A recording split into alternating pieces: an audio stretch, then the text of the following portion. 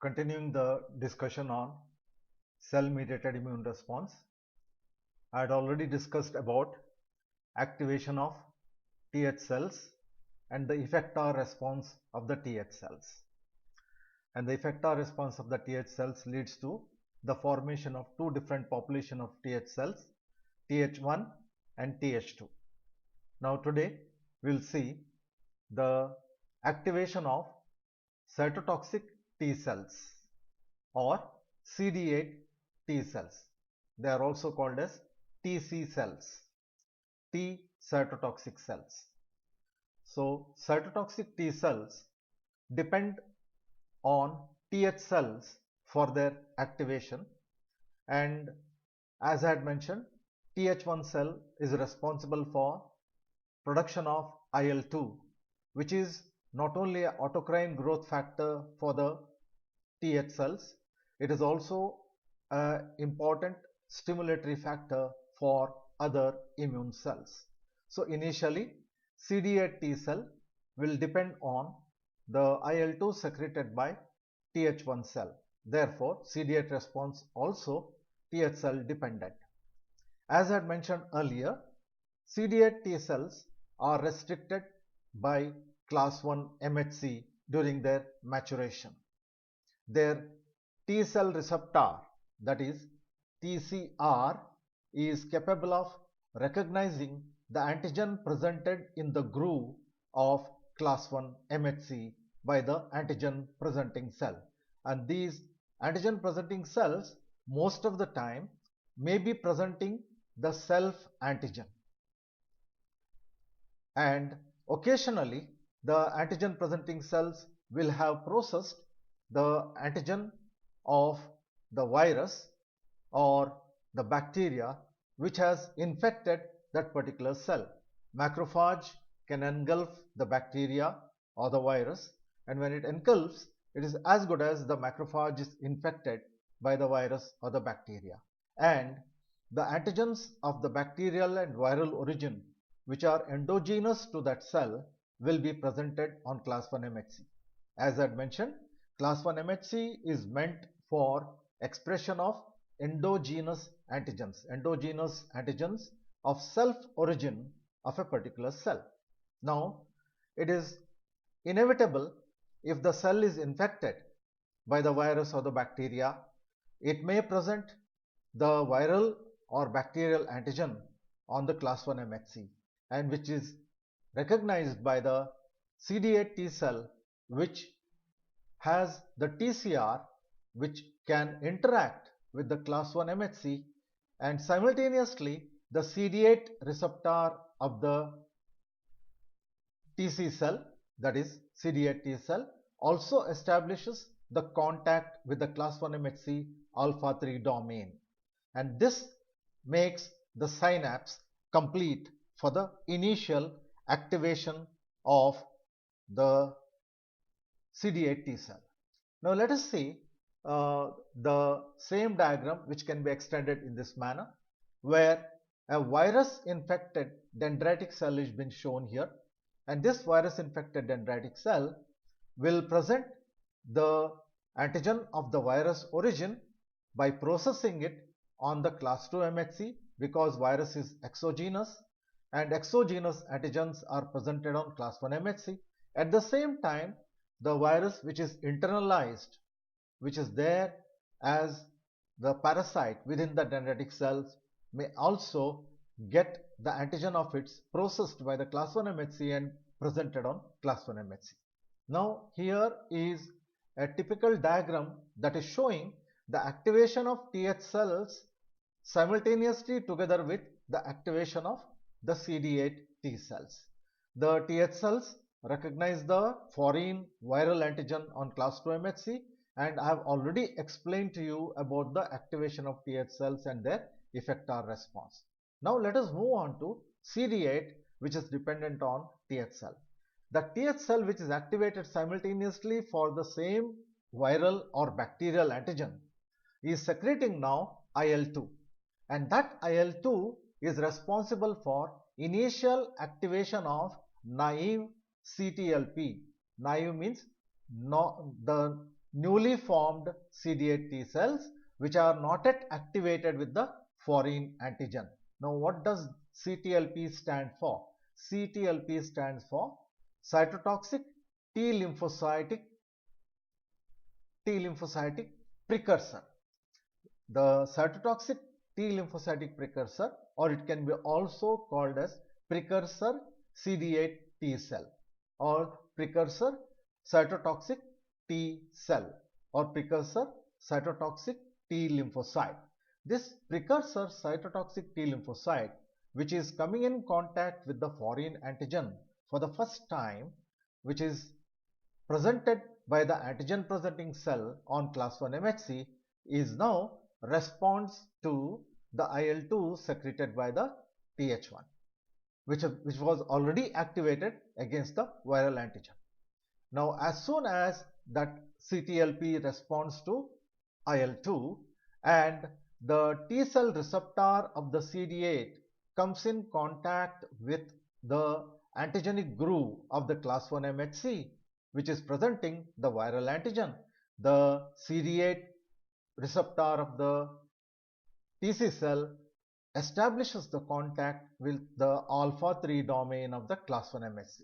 Now, this first synapse or contact with the foreign antigen through the TCR and class 1 MHC interaction plus CD8 results in signal transduction 1. That is what is shown in the diagram here, 1.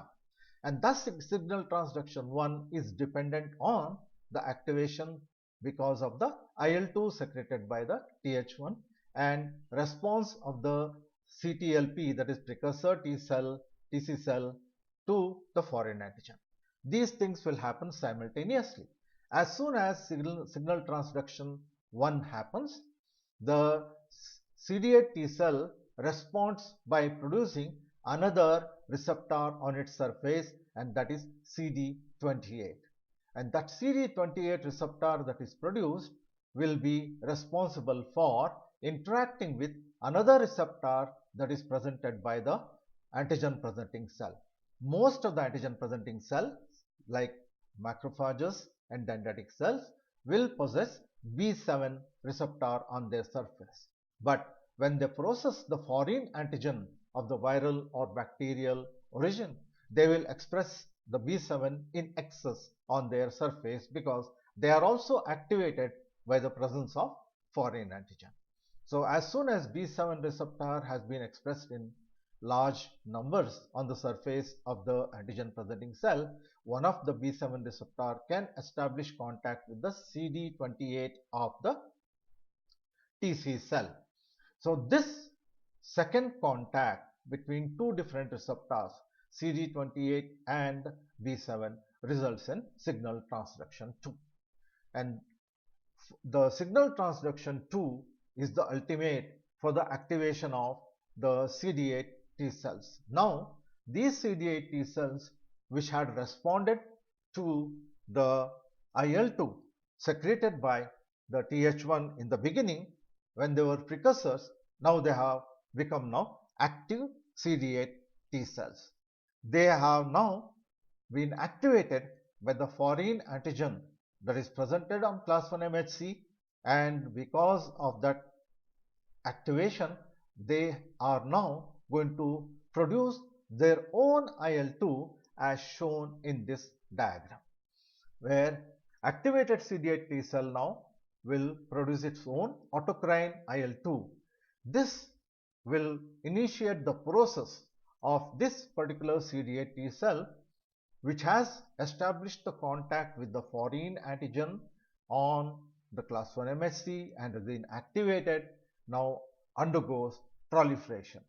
Proliferation in the sense it will undergo mitotic division under the influence of autocrine IL-2.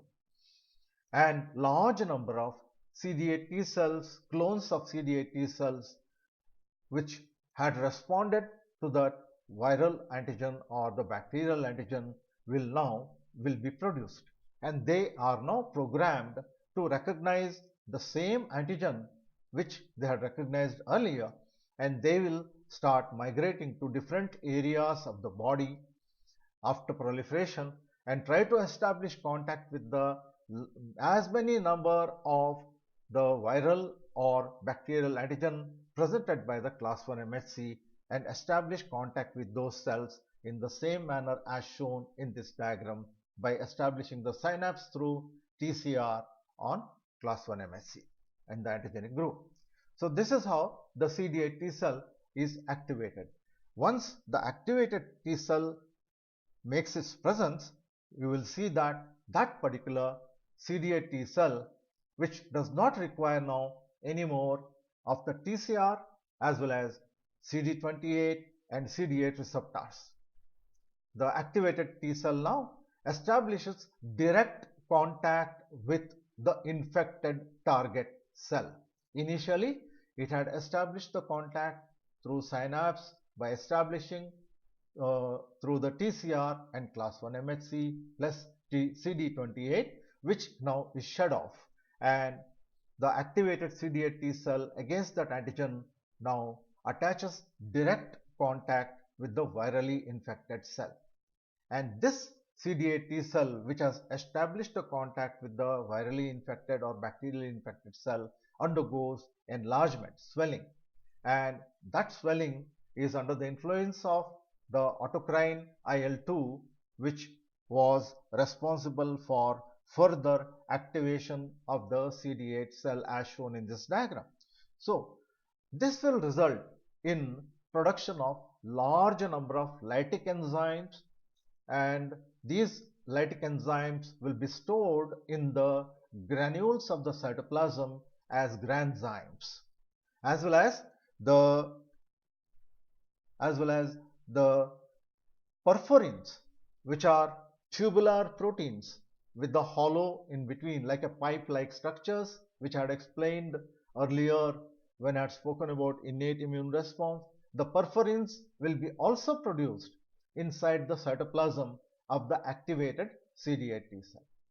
The granzymes and perforin production in the cytoplasm and enlargement of the CD8 T cell is the indication that that CD8 T cell is now going to, in fact, kill the cell with which it has established contact. And this contact, which is established directly with the virally infected cell or bacterially infected cell, is called as kiss of death. Kiss of death. Why? Because the granzymes which are present in the granules stored in the cytoplasm in the vacuoles, or most of them are lytic enzymes. They will be now discharged into the virally infected cell through the perforins, which are inserted into the plasma membrane of the infected cell as a hollow tube. So the granzymes from the cytoplasm escape into the cytoplasm of the infected cells, and there they release the lytic enzymes, and finally, due to release of the lytic enzymes, the infected cell undergoes dissolution, cytolysis, and that results in the formation of fluid or some amount of liquid because of the dissolution of the cells. So this process of kiss of death by the CD8 T cells with the virally infected cell is responsible for cell killing. The infected cell is now killed. Therefore, the CD8 T cells are also called as killer cells. The cytotoxic response, they get the name cytotoxic because they are toxic to the infected cells. They cause toxicity to the infected cell, and the infected cell undergoes dissolution. After the dissolution of the infected cell, the CD8 T cell now once again goes back and regains back the original constitution by by producing the receptors on its surface, that is CD28 and TCR receptor on its surface as well as CD8, and then once again it will try to establish the contact with the another infected cell as shown in the diagram. So the cytotoxic T lymphocyte is recycled back after the killing of the target cell. So imagine the target cell is not necessarily always a virally infected or bacterially infected cell. The target cell could be also a tumor cell, the tumor cell or a cancerous cell. The cancerous cells are generally having different types of mutations in them. Large number of mutations have resulted in transformation of a normal cell into a cancerous cell. And these mutations are responsible for production of strange proteins, and these strange proteins are expressed on the class 1 MHC of the cancerous cells as strange antigens, which are never expressed by a normal cell as a self-antigen. These strange antigens expressed on the surface of the cancerous cell are easily recognized by the CD8 T cells, and they establish contact with the class 1 MHC with the expression of this strange antigen of the cancer origin. Through the TCR receptors, they establish the synapse, and the same process of activation of the CD8 T cells will take place against the cancerous cell.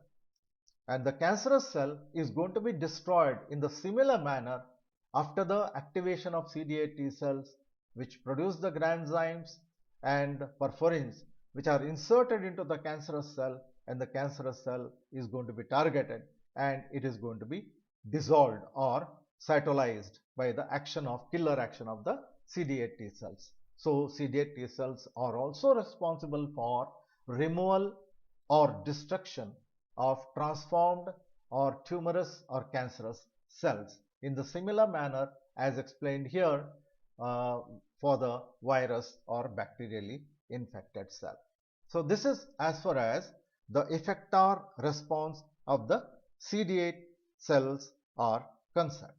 Now let us see the effector response of the another immune cell, that is NK cell. NK cells by name itself indicates they are natural killer cells.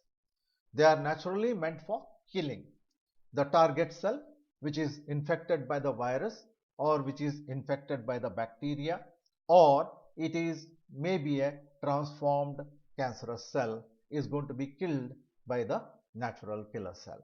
They have natural tendency of killing the cells that express foreign antigens or strange antigens. Let us take the first diagram. In the first diagram, it is shown that the normal cell is expressing class 1 MHC. All nucleated cells, as I had mentioned earlier, are supposed to express class 1 MHC on their surface, and that class 1 MHC is supposed to present the normal self antigen of that normal cell. And normal cells on their surface also have some normal antigens, and those normal antigens are represented here by AR ligand, antigenic ligands. And these normal antigens are the characteristic of that particular cell. They can be glycoproteins, glycolipids, or lipoproteins, all those proteins that are expressed on the membrane of a normal cell. So, when the natural killer cell comes in contact with a normal cell through its killer cell receptor, which is called as KIR, killer cell receptor, and plus it has another additional receptor that is recognizing other antigens that are present on the membrane of the normal cells. When it establishes the contact with the normal cell like this, it is not going to be activated. So it is not going to kill the normal cell. Why? Because the killer cell receptor is not being presented with the foreign antigen on the class 1 MHC, nor a strange antigen of the cancer origin on the class 1 MHC. Therefore, it is not going to be activated. Therefore, it is shown negative symbol there. And normal antigen that is expressed on the normal cell will make this natural killer cell take that as a positive signal, and there will be no killing. Whereas sometimes you see, whenever a cell is infected by certain species of viruses, that particular cell may not express class 1 MHC as shown in the second diagram. In the second diagram, you can see it is a virus infected cell which has failed to express class 1 MHC. Some viruses have the ability of inhibiting the expression of class 1 MHC by the cells by interfering with the processing of class 1 MHC and its expression on the membrane surface. So, the virally infected cell may lack class 1 MHC. At the same time, the virally infected cell has the antigenic receptors, and those antigenic receptors which are expressed on their surface could have some viral proteins that are incorporated in that antigenic receptor. That will trigger the natural killer cell which comes in contact with that virus infected cell without the expression of class 1 MHC through the killer cell receptor, but the antigenic receptor is establishing the contact with the antigenic ligand of the virally infected cell, which is expressing certain proteins of the viruses, probably as distress proteins on its surface. The distress proteins or stress proteins will be expressed by the virally infected cells on their surface, which are as SOS, that will be recognized by the antigenic receptor of the killer cell, and that gives a positive signal for that natural killer cell to now get activated. An activated natural killer cell will show the same process as explained for the CD8 T cell. It will undergo proliferation. Not only that, it will also undergo enlargement and start accumulating the granzymes and perforin in its cytoplasm. So, the activated NK cell against a particular foreign antigen or a stress antigen expressed by a virally infected cell will never leave that cell as it comes in contact with it. It will now establish a firm contact with the virally infected or bacterially infected cell, and after establishing the contact, it will also show same kiss of death attachment. It will shut off its receptors.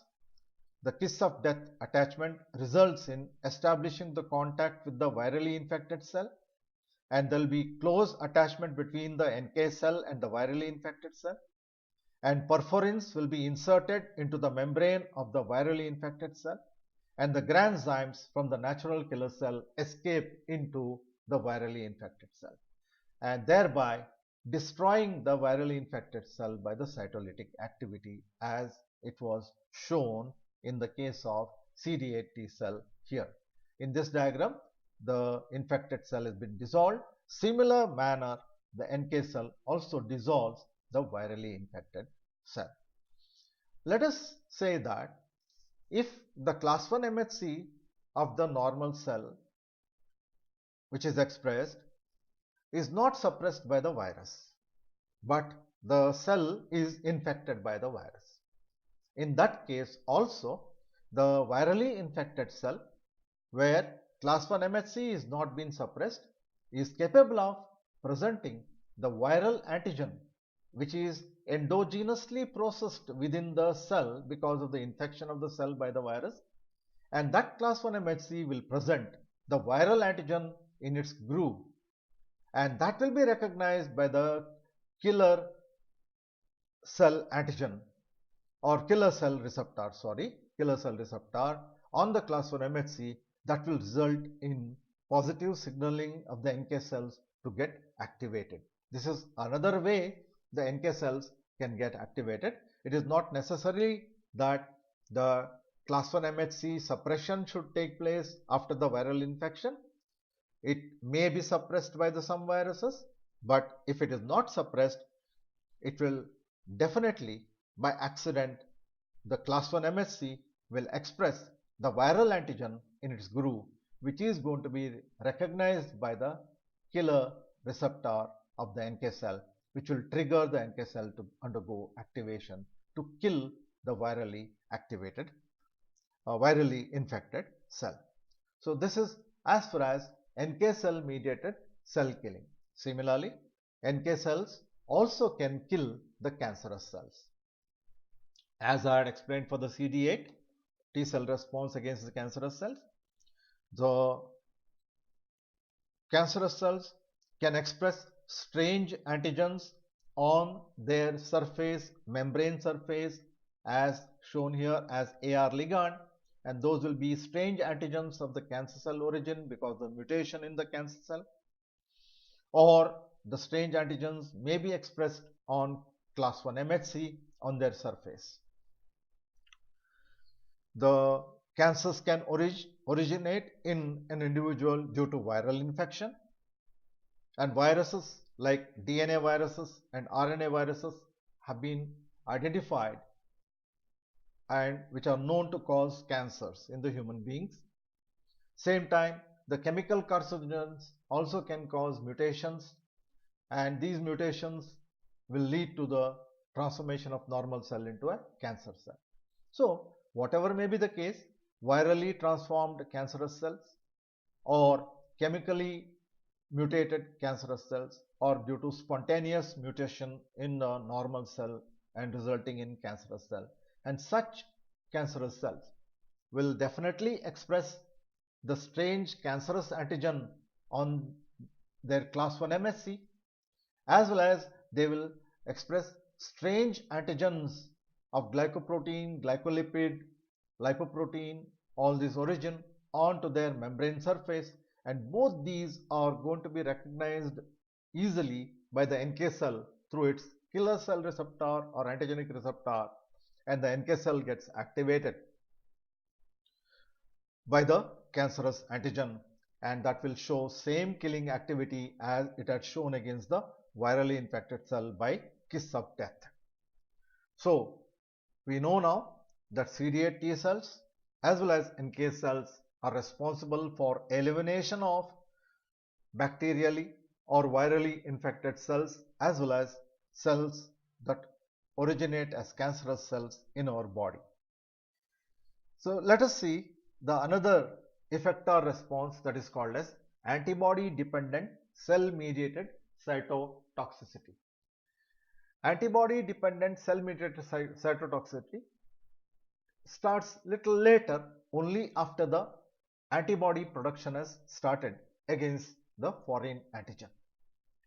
The humoral response which has started, which is dependent on the Th cell, the B cells have also responded simultaneously to the foreign antigen together with the Th cells which had responded to the foreign antigen, and these B cells have responded to the Th cell cytokines, and they have undergone differentiation and produced the antibodies against those foreign antigens.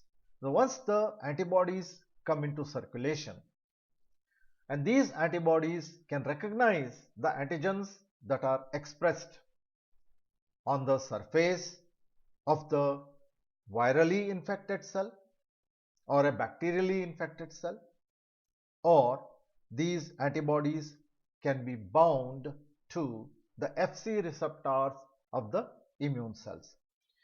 As I had mentioned in my early lectures, in the cells of the immune system, there I had mentioned that neutrophils, NK cells, macrophages and eosinophils have Fc receptor for the antibodies. The major receptors for the antibodies, especially in the case of the neutrophils, NK cells and macrophages, the Fc receptors are mostly Fc gamma.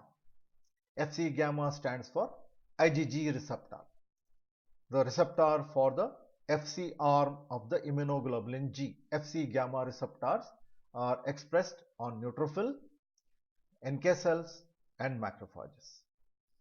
Whereas the eosinophil can express both types of receptors, that is Fc gamma as well as Fc epsilon.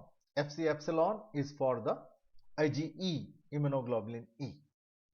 Whatever may be the case, the Fc receptor is responsible for anchoring the antibody. Let us take the example once again of the target cell. Now, target cell, when I am referring to, it could be a virally infected cell or a bacterially infected cell, or it could be a tumorous cell or cancerous cell. And that has already expressed the antigens on its surface, and these antigens were recognized by the Th cells, and these antigens were also recognized by the B lymphocytes. And because of recognition by Th and the B lymphocytes, they have responded, and B lymphocytes have produced the antibody corresponding to that antigen. Now let us presume that antibody is in large amount circulating in the body, and that comes in contact with these antigens expressed by the target cell, and antibody comes and binds there. As soon as the antibody comes and binds there to the antigen on the surface of the target cell, the cells like neutrophils which are in circulation, or NK cells, or macrophages or eosinophils can come and bind to the Fc receptor of the antibody. As soon as any of these cells like neutrophils come and bind to the Fc receptor of the antibody, now there is a synapse or a bridge established between the target cell through the antibody with the Fc receptor of the neutrophil with neutrophil. And this bridge is because of the antibody. Therefore, it is called as antibody dependent cell mediated cytotoxicity. Now, the neutrophil has established the contact with the target cell through the antibody.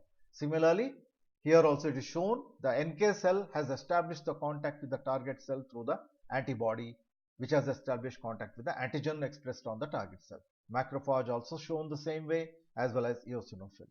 Let us see how each of these cells respond through this contact. As far as neutrophil is concerned, as soon as it establishes the contact with the target cell through the antibody bridge, that neutrophil is going to respond by activation by secreting large amount of lytic enzyme in that vicinity. The lytic enzyme secreted by the neutrophil is not only responsible for dissolution of the target cell, which is acting against the target cell, it may cause bystander lysis. The neighboring cells also may get dissolved, and it is a kind of inflammatory response. Similarly, the natural killer cell, which has established the contact with the target antigen through the antibody, which is anchored on its Fc receptor, can produce the lytic enzymes, it can produce the perforin, as well as it can produce the granzymes. So the granzymes, and it also produces large amount of tumor necrosis factor, which is a factor that is responsible for destruction of the tumor cells. And tumor necrosis factor is a strong inflammatory cytokine. So the NK cells that are activated through that antibody bridge established with the target antigen will responsible for synthesis of TNF alpha, perforin, and granzymes, and these are going to be responsible for destruction of the target cell. Similarly, the macrophage, which is being activated through the antibody bridge against the target antigen, which establishes the contact now, is activated and produces the tumor necrosis alpha and the lytic enzymes in copious amount, and that will target the cell which is going to be dissolved. At the same time, eosinophil, that is establish the contact with the target antigen through the antibody, also is capable of producing the lytic enzymes and perforins. So this is how different cells respond in a different way. Ultimately, the goal by all these cells is to dissolve the target cell or cause the lysis of the target cell. In the bargain, the neighboring cells are also going to be dissolved, and there will be good amount of fluid accumulation in that area due to destruction of the target cell as well as the neighboring cells by the lytic enzyme activity of these immune cells. So the antibody dependent cell mediated cytotoxicity, or ADCC, means the death of the target cell. It could be a virally infected cell or bacterially infected cell, or it could be even a tumorous cell, the tumor cell or cancer cell.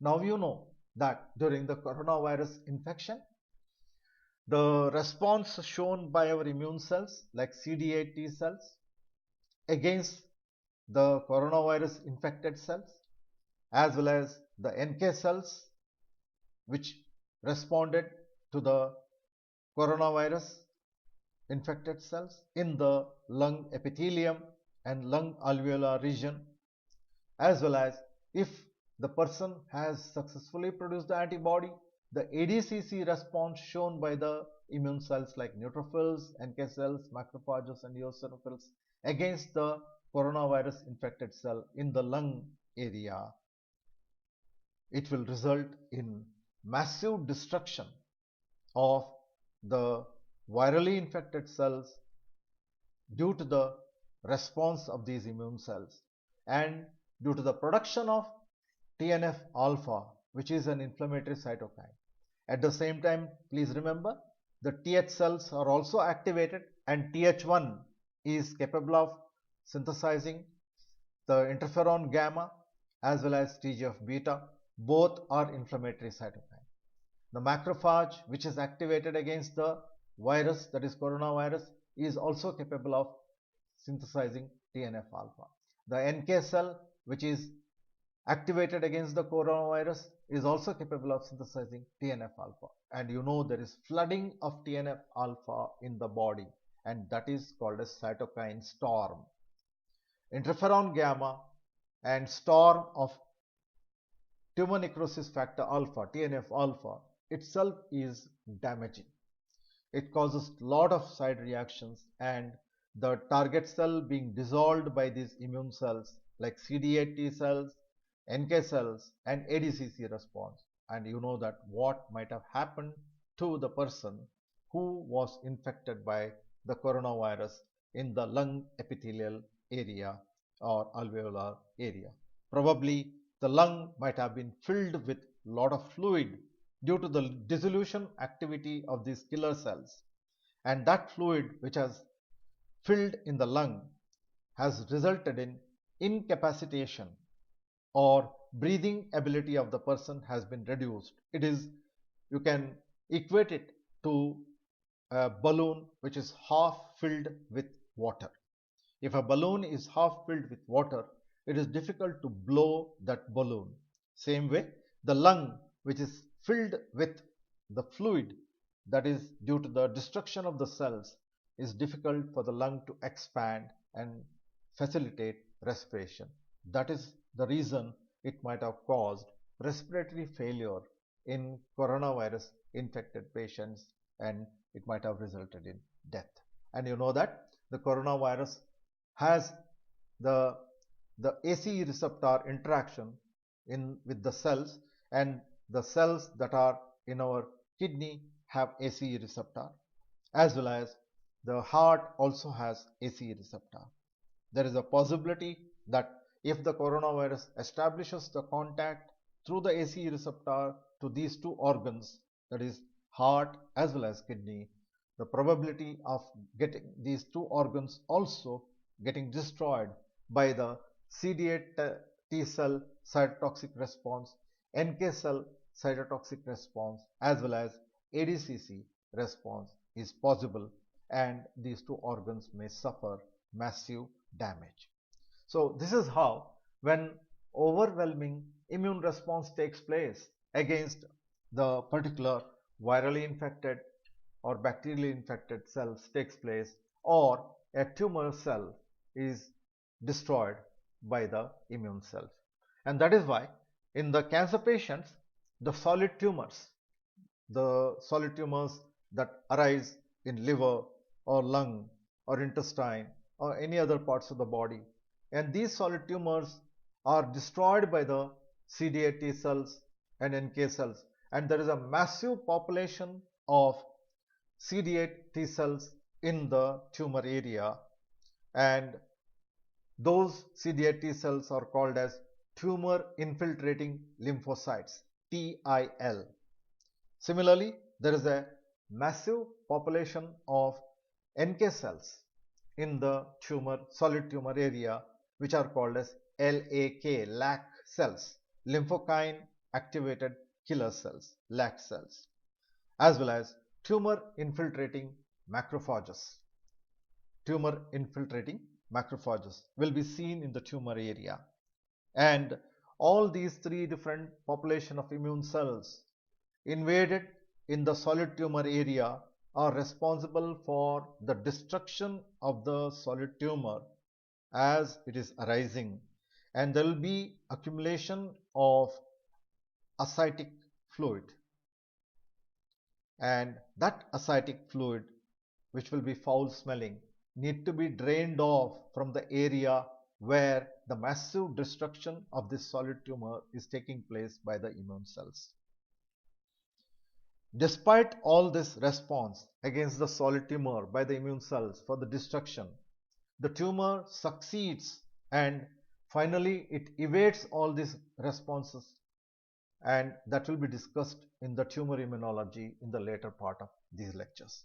But please remember, the effector response of the cell-mediated immunity involves Th cell response, and Th cell response is responsible for activation of other immune cells like B lymphocytes, CD8 T cells, NK cells. And all these different population of the immune cells collectively show different type of effector response against the viral infection, bacterial infection, as well as transformed cells. That's as far as cell-mediated immune response is concerned.